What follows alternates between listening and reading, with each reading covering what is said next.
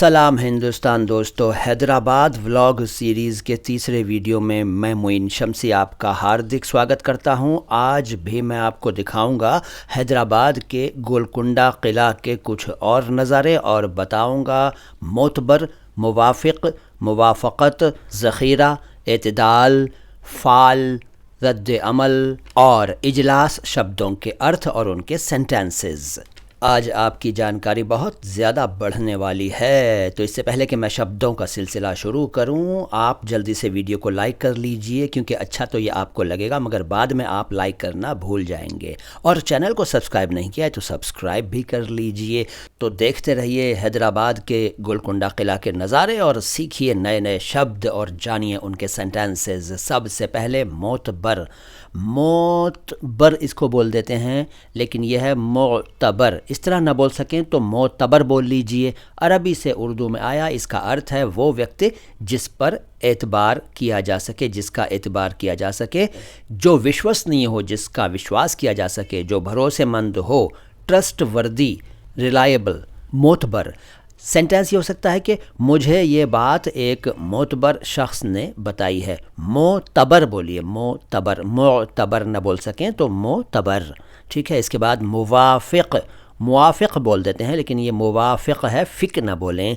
मुवाफ़िक़ भी अरबी से आया और इसका अर्थ है मुनासिब, उचित, फेवरेबल, स्वभाव के अनुकूल, आदत के अनुकूल, किसी की प्रकृति के अनुकूल, और बराबर और फिट और सूटेबल वगैरह। मुवाफ़िक़ का एग्ज़ाम्पल हो सकता है कि वो वहाँ ज़्यादा नहीं ठहरा क्योंकि वहाँ का मौसम उसे मुवाफ़िक़ नहीं आया या उसके मुवाफ़िक़ नहीं था। और भी कई तरह से इस शब्द का इस्तेमाल किया जा सकता है। अगला शब्द है मुवाफ़क़त। मुवाफ़क़त नहीं, मुवाफ़क़त। ये शब्द आप समझ ही गए हैं, मुवाफ़िक़ से बना है और मुवाफ़क़त का मतलब होता है मुनासिबत या औचित्य या अनुकूलता, बराबरी। इसके अलावा एग्रीमेंट, अकॉर्ड वगैरह। और इसका एग्जाम्पल ये हो सकता है कि मौसम की मुवाफ़क़त न होने की वजह से वो वहाँ से जल्दी लौट आया। नज़ारे देखते रहिए हैदराबाद के गोलकुंडा किला के और जानते रहिए शब्दों और उनके अर्थों को और उनके सेंटेंसेस को भी समझते रहिए। ज़ख़ीरा एक शब्द है। ज़ख़ीरा भी अरबी से उर्दू में आया और जखीरा ना कहें, ज़ख़ीरा, ज़ख़ीरा। इसका अर्थ है भंडार, बड़ा संग्रह, कोष और बहुतायत, गोदाम, भारी मात्रा में जमा करके रखी गई चीज़। ज़ख़ीरा वैसे बरेली शहर में एक मोहल्ले का भी नाम है ज़ख़ीरा। इसके एग्जाम्पल्स आपको दो बताता हूँ। एक तो यह है कि उसके पास अनाज का ज़ख़ीरा है, यानी उसके पास अनाज का बड़ा भंडार है, बहुत अनाज उसने जमा किया हुआ है। और दूसरा एग्जाम्पल वो बरेली वाले ज़ख़ीरे का अगर मैं दूँ तो मेरा एक दोस्त ज़ख़ीरे में रहता है, यानी ज़ख़ीरा मोहल्ला जो है बरेली का, वहाँ मेरा एक दोस्त रहता है। ये दो इस्तेमाल मैंने आपको बताए। अगला शब्द है एतदाल। एतदाल है, लेकिन इस तरह न बोल सकें तो सिंपली एतदाल बोल लीजिए। इसका अर्थ है न ज़्यादा न कम, मध्य मार्ग, बराबरी, संतुलन, बैलेंस। इसका एग्जाम्पल ये हो सकता है कि खाने में नमक डालते वक्त एतदाल से काम लेना चाहिए, यानी न ज़्यादा डालना चाहिए न कम डालना चाहिए। इसके अलावा एक शब्द है फ़ाल। फ़ाल भी अरबी से उर्दू में आया। इसका मतलब है शगुन या सगुन भी कह देते हैं कुछ लोग। वैसे ये शकुन शब्द के रूप में ज़्यादा सही माना जाता है और इसका एक अर्थ भविष्य बताना भी है।